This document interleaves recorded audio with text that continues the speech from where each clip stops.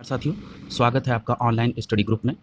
सामान्य अध्ययन विशेषांक के तहत पॉलिटी विषय को हम लोग देख रहे हैं और पॉलिटी विषय में आप लोगों के सामने 9 लेक्चर आ चुके हैं। ये 10वां लेक्चर है और आज के इस लेक्चर में हम लोग संविधान संशोधन को पढ़ेंगे। इंग्लिश में इसे अमेंडमेंट ऑफ द कॉन्स्टिट्यूशन कहते हैं। आज के इस विषय को शुरू करने से पहले थोड़ा इसकी भूमिका बना लेते हैं ताकि विषय को समझना और आसान हो जाएगा। भारतीय संविधान संशोधन भाग 20 में उल्लेखित है और अगर ये पूछा जाए कि ये किस अनुच्छेद में है तो ये अनुच्छेद 368 के तहत है, यानी 368 के तहत है। और जो भारतीय संविधान संशोधन है ये किसी भी सदन में, यानी या तो लोकसभा में या तो राज्यसभा में, किसी भी सदन में इसको लाया जा सकता है। और जो संविधान संशोधन की प्रक्रिया है वो कहाँ से ली गई है, तो वो दक्षिण अफ्रीका से ली गई है। ठीक है, और चलिए अब प्रश्नों की श्रृंखला को शुरू करते हैं। पहला प्रश्न है, संविधान में संशोधन किन प्रक्रियाओं के उपबंध के तहत किया गया? पहला है संविधान विधि द्वारा संशोधन की प्रक्रिया, दूसरा है संसद के विशिष्ट बहुमत द्वारा संशोधन की प्रक्रिया और तीसरा है संसद के विशिष्ट बहुमत तथा राज्यों के विधानमंडल के अनुमोदन से संशोधन की प्रक्रिया। अब यहाँ थोड़ा सा इसको विस्तार में जानते हैं। भारतीय संविधान में जो संशोधन की प्रक्रिया है वो 3 प्रकार की है। एक है साधारण बहुमत द्वारा, दूसरा है विशिष्ट बहुमत और तीसरा है विशिष्ट बहुमत और राज्यों का अनुमोदन। जरा साधारण बहुमत को समझते हैं। एक बात ये जान लीजिए क्लियर कट कि साधारण बहुमत द्वारा जो संशोधन होता है उसे संविधान के संशोधन के रूप में नहीं जाना जाता है, यानी कि जो साधारण बहुमत से संशोधन होगा वो संविधान संशोधन नहीं माना जाएगा। यदि इसके संदर्भ में आपको साक्ष्य चाहिए तो अनुच्छेद 368 के सब क्लॉज 2 को देख लीजिए। उसमें 2 प्रकार के संशोधन की व्यवस्था है। एक है विशेष बहुमत द्वारा संशोधन और दूसरा है विशेष बहुमत और प्लस राज्यों का अनुमोदन। ठीक है, साधारण बहुमत द्वारा अब ये देखा जाए कि साधारण बहुमत द्वारा किसके तहत संशोधन किन किन क्षेत्रों में होते हैं। तो जैसे राज्यों के नाम में परिवर्तन, उनकी सीमा में परिवर्तन, नए राज्यों का निर्माण करना हो, तो विधान परिषद का गठन करना हो या उसकी समाप्ति करना हो, जैसे अभी हम लोगों ने आंध्र प्रदेश और पश्चिम बंगाल के राज्यों का पूर्व में जिक्र भी किया था पिछले लेक्चर में, या आपको राष्ट्रपति, राज्यपाल या सुप्रीम कोर्ट या हाई कोर्ट के न्यायाधीश के वेतन में वृद्धि या कमी करनी हो, नागरिकता संबंधी संशोधन हो, अनुसूचित जाति तथा जनजाति और उनके क्षेत्रों संबंधित व्यवस्था में कोई संशोधन करना हो, ये तमाम संशोधन जो हैं वो साधारण बहुमत द्वारा किए जाएंगे। अगला हम लोगों ने देखा है विशेष बहुमत द्वारा। इसमें यह प्रावधान है कि प्रत्येक सदन में सदन की कुल सदस्य संख्या के बहुमत तथा उपस्थित और मत देने वाले सदस्यों का कम से कम 2/3 बहुमत से पारित हो तो उसे कहते हैं विशेष बहुमत द्वारा पारित संविधान संशोधन। ठीक है, तीसरा है विशेष बहुमत तथा राज्यों का अनुमोदन। इसमें क्या है कि विशेष बहुमत द्वारा तो पारित ही हो प्लस आधे राज्यों का उसकी विधानसभाओं का उसको समर्थन भी प्राप्त हो।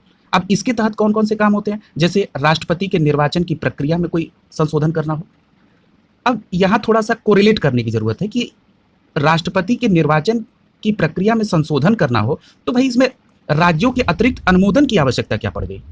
तो राज्यों के अनुमोदन की आवश्यकता इसलिए पड़ गई क्योंकि अगर आपने राष्ट्रपति वाले लेक्चर को अच्छे से समझा तो उसमें हमने ये बताया था कि राष्ट्रपति का निर्वाचन संसद के निर्वाचित सदस्य और विधानसभाओं के निर्वाचित सदस्य इसमें भाग लेते हैं।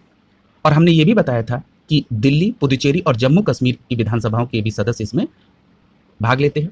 इसीलिए यहाँ पर राज्यों के अनुमोदन की भी जरूरत पड़ी। क्यों? क्योंकि इनके निर्वाचन में राज्यों के भी निर्वाचित सदस्यों का इन्वॉल्वेशन है। ठीक है, समझ गए होंगे आप लोग। अगला है आप इसमें विशेष बहुमत प्लस राज्यों में संघ और राज्यों की कार्यपालिका की शक्ति के विस्तार में भी अगर कोई संशोधन करना हो तो इसी के द्वारा होगा, या सुप्रीम कोर्ट, हाई कोर्ट के गठन या उसके क्षेत्राधिकार में कोई संबंधी हो, या संसद में राज्यों के प्रतिनिधित्व को बढ़ाने या उसमें परिवर्तन करने का कोई हो, या संविधान संशोधन की प्रक्रिया कैसे होगी उसमें अगर कोई परिवर्तन करना होगा तब भी विशेष बहुमत प्लस राज्यों के अनुमोदन की आवश्यकता है।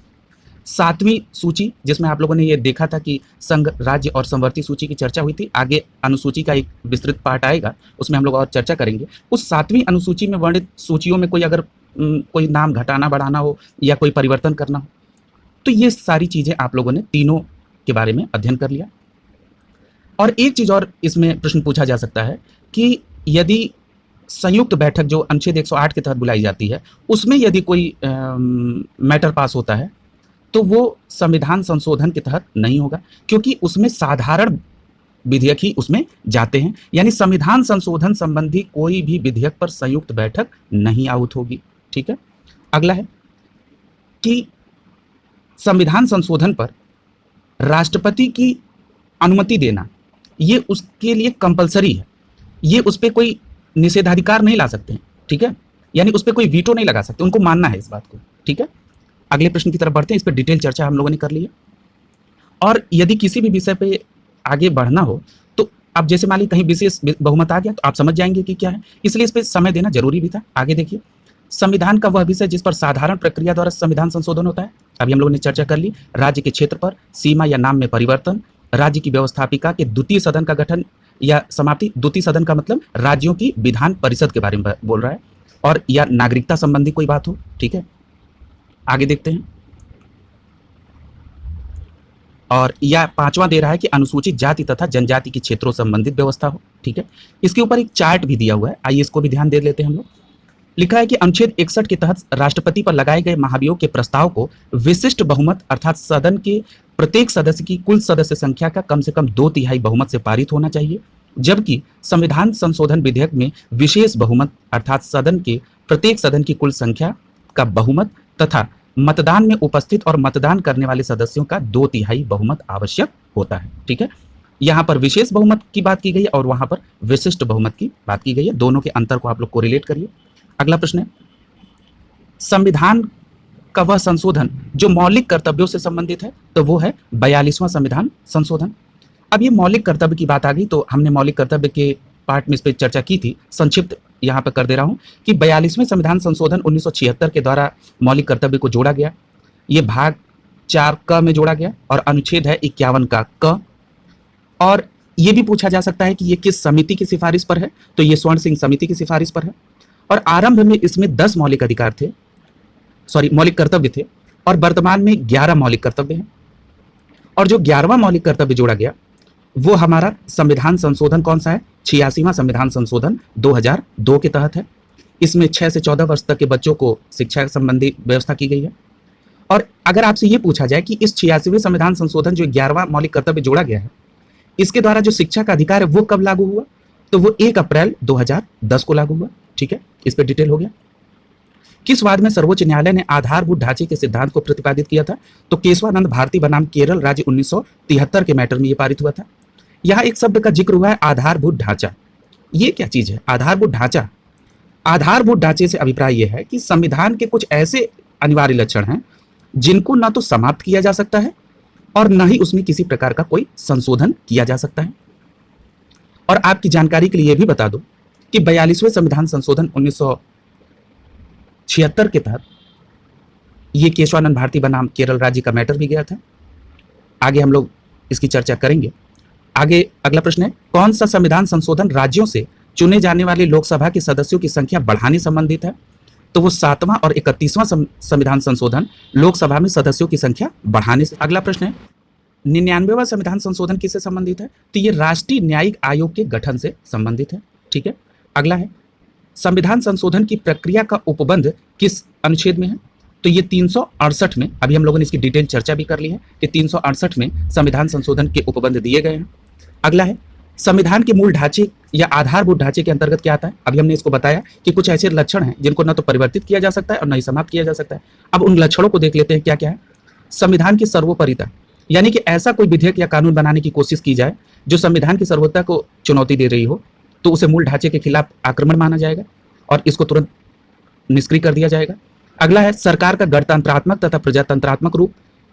गणतंत्रात्मक में गण का शब्द होता है लोग, यानी और उनका तंत्र यानी कि लोगों का तंत्र। यानी संविधान की प्रस्तावना शुरुआत में ही कहा गया कि हम भारत के लोग, यानी राजनीतिक सत्ता का जो स्रोत है वो हम भारत के लोगों में है और हम भारत के लोग ही ये डिसाइड करेंगे कि किसकी सत्ता होगी और कैसे काम करेगी। तो वो भी एक मूल आधारभूत ढांचा है। अगला है, संविधान की धर्मनिरपेक्षता का स्वरूप, यानी संविधान का कोई अपना धर्म नहीं है, वो धर्मनिरपेक्ष है और वो सभी के प्रति समान व्यवहार करेगी। ये मूल ढांचा है। अगला है, विधानसभा, विधानमंडल, कार्यपालिका और न्यायपालिका के बीच में शक्तियों का पृथक्करण, यानी सबकी अपनी अपनी शक्ति है और अपने अपने शक्तियों के तहत ही काम करेंगे। कोई भी व्यवस्था किसी की दूसरी व्यवस्था में हस्तक्षेप नहीं करेगी। ये भी मूल ढांचा है। अगला है संविधान की परिसंघात्मक प्रकृति, यानी कि संविधान एक परिसंघात्मक प्रकृति को व्यवस्था देता है। अगला है प्रश्न, संविधान में प्रथम संविधान संशोधन किया गया था, ये कब किया गया था? तो ये प्रथम संविधान संशोधन 1951 में किया गया था। अब यहाँ पर ये देखना जरूरी है कि प्रथम संविधान संशोधन में क्या किया गया था। तो जो प्रथम संविधान संशोधन 1951 है, इसके तहत अनुच्छेद 19(2) में जो वाक अभिव्यक्ति की स्वतंत्रता पर प्रतिबंध से संबंधित है। अब ये वाक अभिव्यक्ति की स्वतंत्रता 19(1) में है और 19(2) में इस पे प्रतिबंध की व्यवस्था क्या है? ये कहा गया 19(2) में कि जैसे मान लीजिए कि अगर राज्यों के सम्मान के बारे में या सुप्रीम कोर्ट ने कोई जजमेंट दिया, हाई कोर्ट का कोई जजमेंट है, उसके खिलाफ आप दे रहे हैं, उसके तहत आपको बोलने की स्वतंत्रता पे लगाम लगाई जा सकती है।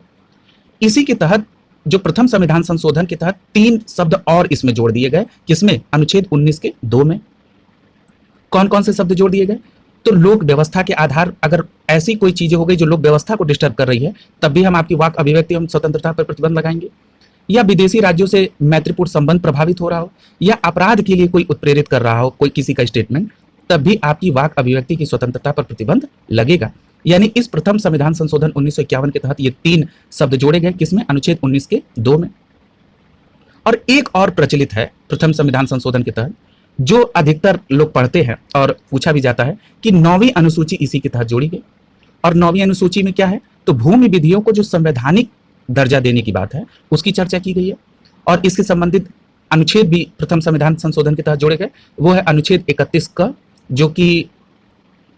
जो पहले के समय में जो राजाओं का जो एकाधिकार पट्टा चलता था, वो समाप्त करने की बात हुई है। और इसमें एक और अनुच्छेद जोड़ा गया, वो है 31 का ख, ठीक है, विधिमान्यकरण के लिए। ये हमारा प्रथम संविधान संशोधन हो गया पूरा कंप्लीट। अगला है, किस संविधान संशोधन द्वारा सिक्किम को नए राज्य का दर्जा दिया गया? ये 36वें संविधान संशोधन के तहत दिया गया। पूर्व की क्लास में हम लोगों ने ये जिक्र किया है कि सिक्किम को 36वें संविधान संशोधन के तहत पूर्ण राज्य का दर्जा और 35वें संविधान संशोधन के तहत इसको जो है एक आंशिक रूप से दर्जा दिया गया था।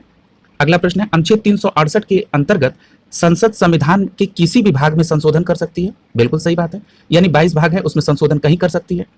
अगला है कि संसद भारत की जनता द्वारा निर्वाचित उच्चतम विधायी संस्था है? बिल्कुल सही बात है, यानी संसद जो है, जो लोकसभा है, उसमें लोगों के द्वारा चुनी गई सभा है। और आपने ये देखा कि 368 में जो के तहत जो संविधान में परिवर्तन का अधिकार है, वो भारतीय संसद को है, और संसद लोगों के द्वारा चुनी गई एक सबसे बड़ी संस्था है, ठीक है। यानी आपस में ये एक दूसरे को क्या कर रहे हैं? व्याख्या भी कर रहे हैं, ठीक है। तो इस प्रकार ये कथन भी सही है और इनकी व्याख्या भी हो रही है। अगला है, संविधान संशोधन करने के लिए विधेयक को वीटो करने का जो अधिकार है, वो राष्ट्रपति की सहमति देनी होगी शब्द से स्थानापन्न करके किस संविधान संशोधन द्वारा छीन ली गई?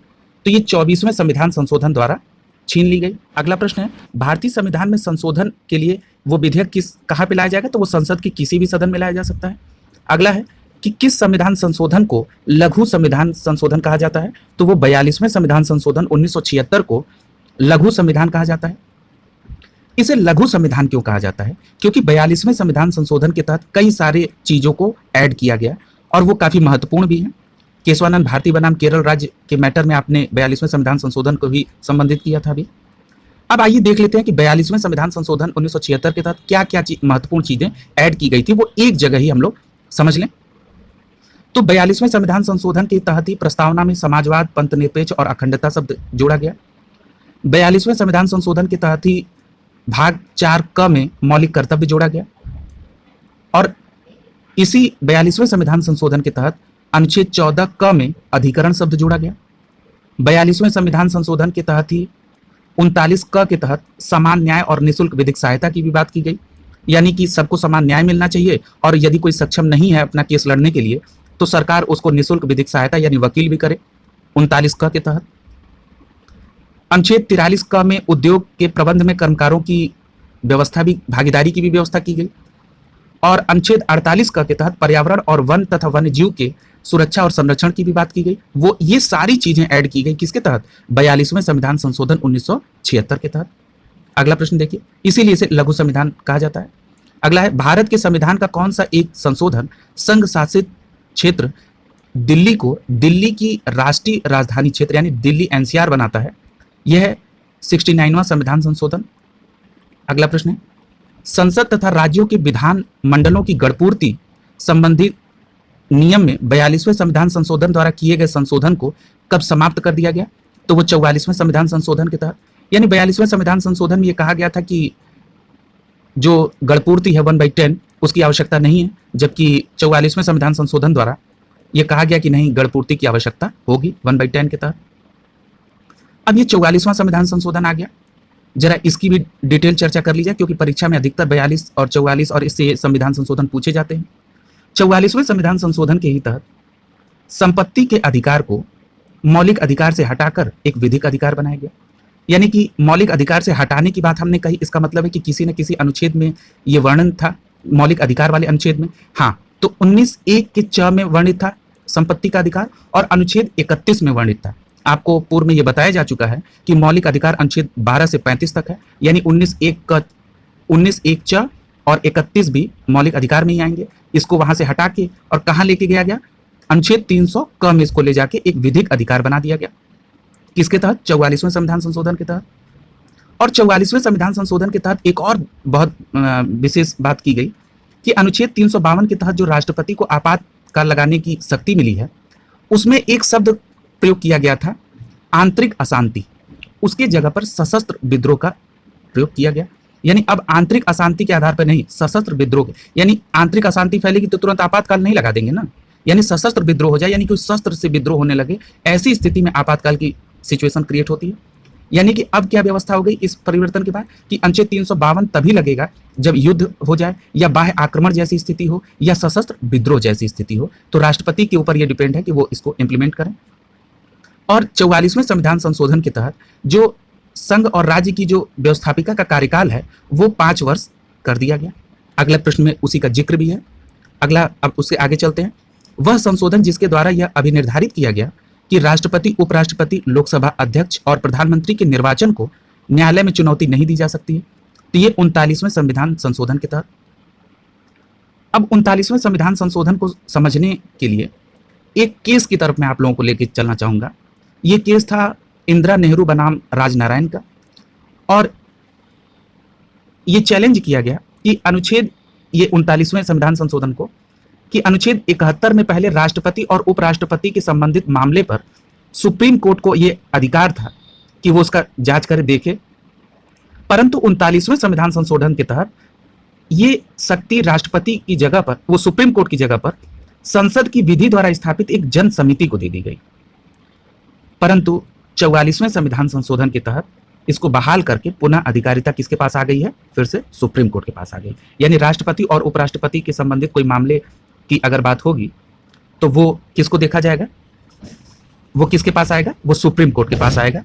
ठीक है, और कैसे मामले की? तो वो निर्वाचन संबंधित मामले की। ठीक है, यानी कि ये 39वें संविधान संशोधन में जो ये प्रावधान किया गया था उसको 44वें संविधान संशोधन द्वारा रिकरेक्ट कर दिया गया। और 39वें में क्या व्यवस्था कर दी गई थी कि अब वो न्यायालय यानी सुप्रीम कोर्ट उसको में चुनौती नहीं दी जा सकती। ठीक है, वो अब हटा के अब आप न्यायालय में उसको चुनौती वो कर सकते हैं। अगला प्रश्न देखें, किस संविधान संशोधन द्वारा लोकसभा तथा विधानसभा में अनुसूचित जाति और अनुसूचित जनजाति के आरक्षण को 104वें संविधान संशोधन द्वारा 10 वर्ष के लिए बढ़ाया गया?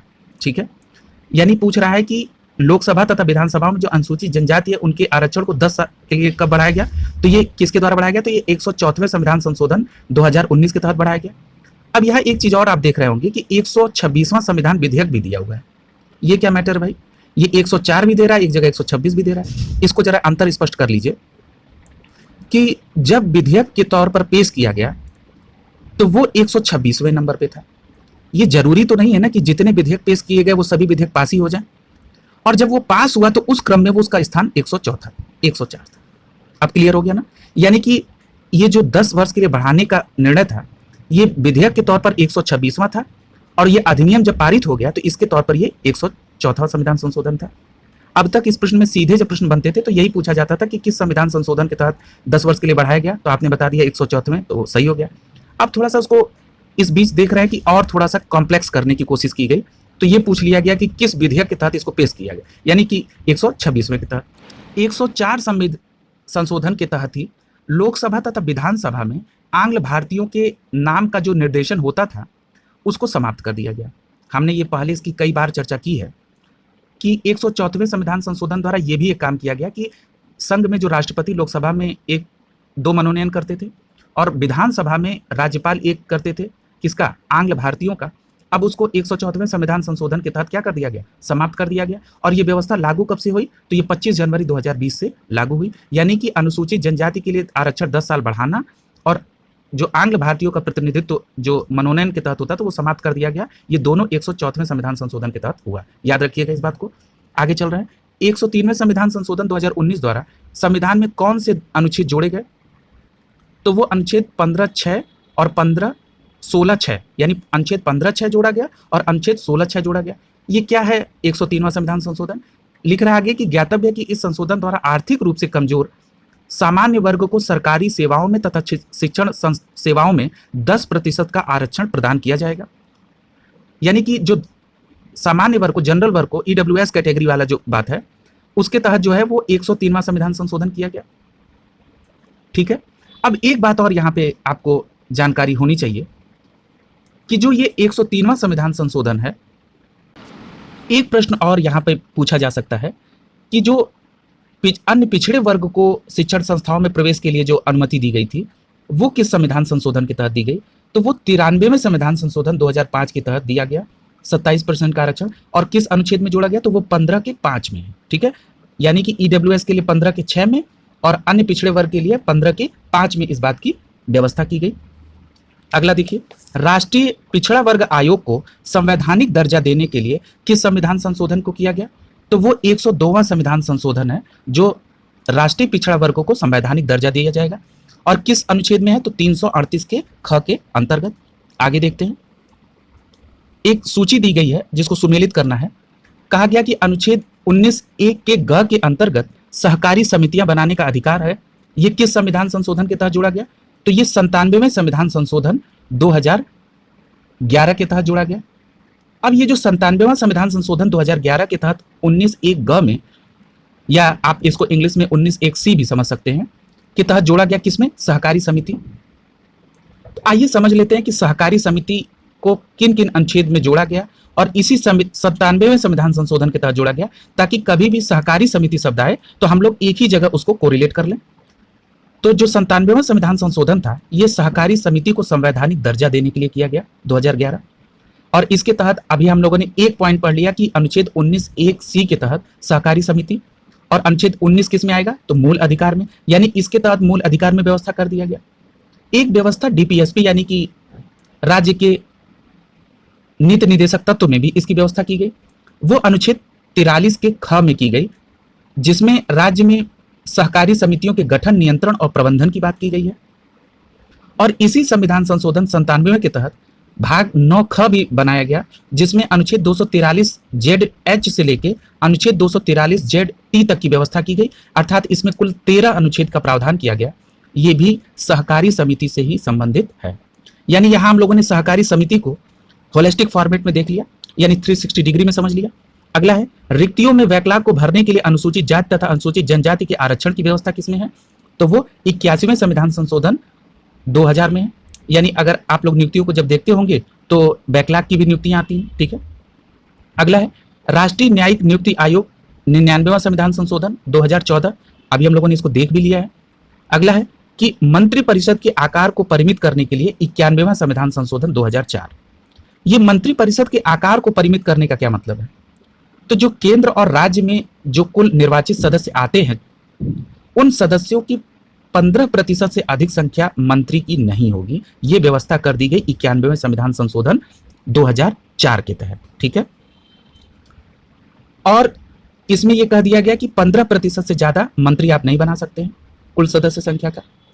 और एक कंडीशन और लगाना पड़ा, क्योंकि कुछ सदन की विधानसभाओं की संख्या 40 या 40 से कम भी है, वहां व्यवस्था दी गई कि वहां अधिकतम संख्या 12 मंत्री की हो सकती है। अब हमने पूर्व में यह जिक्र किया है जब हम लोग राज्य पढ़ रहे थे कि किन किन राज्यों में 40 या 40 से कम संख्या है, तो गोवा हम लोगों ने देखा था जहां 40 विधानसभा, मिजोरम 40 और सिक्किम में 32 है, और पुदुचेरी एक ऐसा राज्य है जिसमें सर्वाधिक कम विधानसभा है, वो है 30। यानी इन जगहों पर मंत्री अधिकतम 12 और अन्य जगहों पर कुल सदस्यों की संख्या का 15% से अधिक मंत्री नहीं होंगे। ये व्यवस्था कहाँ की गई? 91वें संविधान संशोधन 2004 के तहत। एक बात और इंक्लूड कर लीजिए कि आपने ये देखा होगा कि 10वें अनुसूची के तहत दल बदल की व्यवस्था पे ये बनाया गया था। दल बदल की व्यवस्था को और मजबूत करना, यानी कि ये दल बदल की व्यवस्था जो मतलब और इसके कानून को मजबूत करना ताकि दल बदल का ज़्यादा लोकप्रिय न हो पाए, इसको और मजबूत करने के लिए 91वें संविधान संशोधन 2004 में और व्यवस्था दी गई है। ठीक है, और वो जो दल बदल जोड़ा गया था वो किस में जोड़ा गया था? 10वीं, वो जोड़ी गई थी 52वें संविधान संशोधन में। ठीक है, इस प्रकार आज हम लोगों का संविधान संशोधन कंप्लीट हो गया। जितने भी प्रश्न थे उसको होलिस्टिक फॉर्मेट में 360 डिग्री में समझने की कोशिश की गई। मुझे ये पूरा विश्वास है कि आप लोगों को आज का लेक्चर पसंद आया होगा, क्योंकि मेरी ये टीचिंग की एक स्ट्रेटेजी कह लीजिए, चाहे एक प्लान कह लीजिए, कि मैं प्रश्नों को केवल प्रश्नों तक ही सीमित नहीं रखता हूँ, उसके उत्तर तक, उसको मैं 360 डिग्री में, यानी कि और संभावनाएं क्या हो सकती हैं या जो उससे संबंधित प्रोविजन अन्य जगहों पर है उसको कैसे एक जगह संकलित कर दिया जाए। क्योंकि कई बार ऐसा देखा जाता है कि विद्यार्थी जैसे अभी हम लोगों ने सहकारी समिति को पढ़ा, हमने 19(1) के सी में उसको पढ़ लिया। अब एक जगह उसकी व्यवस्था 43 ख में है, अब एक जगह व्यवस्था उसकी 243 के जेड एच से लेकर 243 जेड टी तक है। अब हमने एक जगह कर दिया, अब ये पढ़ना आसान हो गया। आप लोगों को वीडियो अच्छा लगा तो उसे लाइक कर दें और निश्चित तौर पर अपने लोगों के बीच इसको शेयर करें ताकि ऑनलाइन स्टडी ग्रुप अपना विस्तार ले। आप लोगों का बहुत बहुत